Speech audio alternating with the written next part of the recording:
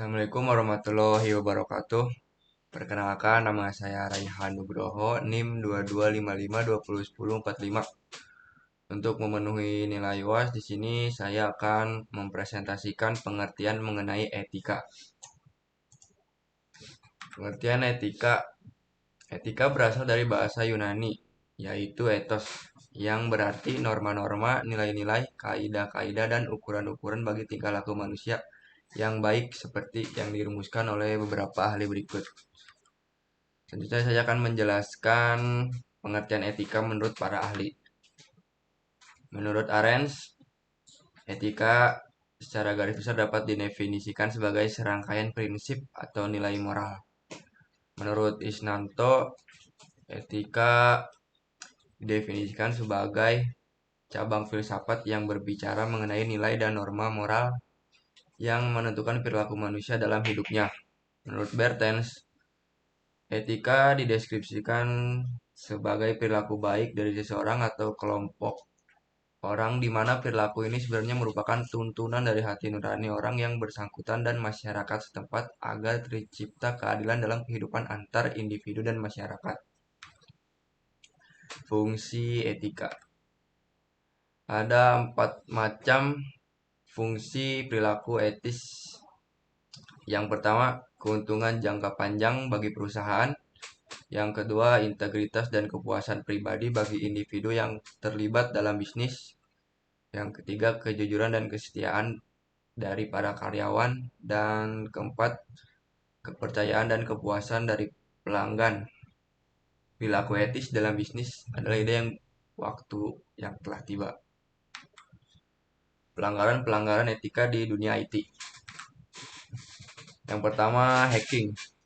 Kejahatan ini berupa kegiatan menjebol sistem keamanan komputer orang lain dengan berbagai tujuan. Kegiatan tersebut dapat dilakukan apabila pelaku atau korban berada di dalam satu jaringan. Jaringan ini dapat berupa lokal area network ataupun internet. Yang kedua, cracking. Kejahatan ini dilakukan dengan meretas sistem keamanan korban untuk mendapatkan keuntungan pribadi. Keuntungan pribadi tersebut dapat berupa password, kartu kredit, data perusahaan, dan penggunaan identitas orang lain untuk tujuan tertentu. Yang ketiga, political hacking. Kejahatan ini berupa kegiatan meretas suatu situs atau web yang bertujuan politis. Bentuk umumnya berupa meretas sistem keamanan situs yang dituju dan membuat pernyataan yang menyudutkan korban. Yang keempat, denial of service attack. Kejahatan ini dilakukan dengan mengirimkan data yang sangat besar pada suatu situs tertentu. Tujuannya untuk membuat lambat atau berhenti sama sekali situs yang dituju. Kelima, penyebaran virus. Umumnya virus yang disebarkan mempunyai kemampuan menggandakan diri. Kerugian yang ditimbulkan kegiatan tersebut tergantung pada jenis virus. Apabila virus bersifat temporer, akibatnya tidak akan begitu merugikan. Namun, apabila virus tersebut merusak sistem komputer, akibatnya sangat merugikan. Yang keenam adalah fraud. Kejahatan ini memanipulasi informasi, khususnya informasi tentang keuangan dengan tujuan mengeruk keuntungan pribadi. Ketujuh, phishing. Teknik kejahatan ini mencari informasi berupa alamat surat elektronik dan nomor akun dengan mengirimkan email yang seolah-olah datang dari bank tertentu. Tujuannya hampir sama dengan cracking. Yang kedelapan, cyber stalking. Kejahatan ini berupa tindakan pengiriman email yang tidak diinginkan si penerima. Umumnya email yang dikirim berupa paksaan atau ancaman terhadap penerima. Cyber stalking juga tak jarang dilakukan pada akun media sosial seseorang. Penyebab pelanggaran kode etik. Yang pertama, pengaruh jabatan. Misalnya yang melakukan pelanggaran kode etik profesi adalah seorang pemimpin atau orang yang memiliki kekuasaan yang tinggi pada suatu profesi. Maka bisa jadi yang posisi dan kedudukannya berada di bawah orang tersebut akan enggan untuk melaporkan kepada pihak yang berwenang untuk diberikan sanksi karena khawatir akan berpengaruh kepada jabatan dan posisi pada suatu perusahaan. Yang kedua, lemahnya hukum. Pengaruh masih lemahnya penegakan hukum di Indonesia sehingga menyebabkan pelaku pelanggaran kode etik profesi tidak merasa takut untuk melakukan pelanggaran. Yang ketiga, pengaruh sifat kekeluargaan. Misalnya, yang melakukan pelanggaran adalah keluarga atau dekat hubungan kekerabatannya dengan pihak yang berwenang memberikan sanksi terhadap pelanggaran kode etik pada suatu profesi. Maka ia akan cenderung untuk memberikan sanksi kepada kerabatnya yang telah melakukan pelanggaran kode etik tersebut. Faktor yang mempengaruhi pelanggaran etika. Yang pertama, kebutuhan hidup individu. Contohnya korupsi karena alasan ekonomi. Yang kedua, tidak ada pedoman karena area abu-abu sehingga tak ada paduan.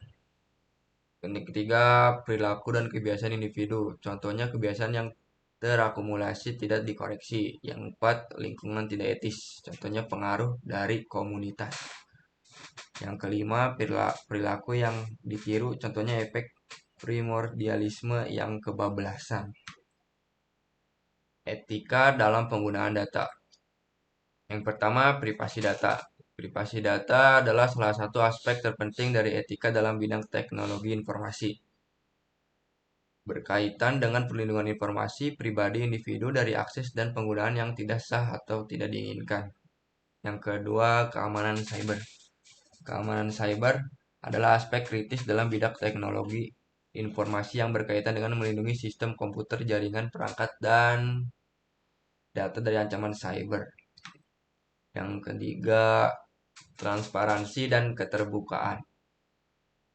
Transparansi dan keterbukaan adalah prinsip-prinsip penting dalam etika dan tata kelola yang baik dalam berbagai konteks, termasuk dalam bidang teknologi informasi. Prinsip ini mengacu pada kualitas dan praktik yang memastikan bahwa tindakan, keputusan, dan proses dijalankan dengan cara yang terbuka, jelas, dan dapat dipahami oleh semua pihak yang terlibat. Yang keempat, kejujuran dan integritas. Kejujuran dan integritas adalah nilai moral yang sangat penting dalam bidang teknologi informasi. Mereka mencerminkan prinsip etika yang membimbing perilaku profesional dalam pengembangan, pengelolaan, dan penggunaan teknologi informasi. Yang kelima, aksesibilitas dan inklusi. Aksesibilitas dan inklusi adalah aspek penting dalam etika teknologi informasi yang menggarisbawahi pentingnya memastikan bahwa teknologi informasi dapat diakses dan digunakan oleh semua individu. Etika dalam penggunaan perangkat lunak dan aplikasi. Yang pertama, penggunaan perangkat lunak berlisensi. Penggunaan perangkat lunak berlisensi adalah praktik penggunaan perangkat yang sah dan ilegal. Maksudnya legal. Saat Anda menggunakan perangkat lunak yang memiliki lisensi, Anda harus mematuhi ketentuan yang ditetapkan dalam lisensi tersebut. Yang kedua, perangkat lunak open source. Perangkat lunak open source juga dikenal sebagai perangkat lunak sumber terbuka. Jenis perangkat lunak yang kode sumbernya tersedia untuk umum. Berarti bahwa siapapun dapat melihat, mengubah, dan mendistribusikan ulang sumber kode perangkat lunak sesuai dengan ketentuan yang ditetapkan dalam lisensi sumber terbuka yang digunakan. Yang keempat, pembajakan perangkat lunak.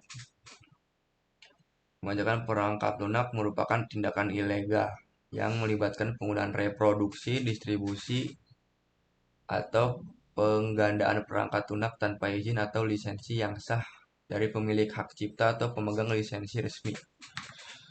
Karena keamanan aplikasi.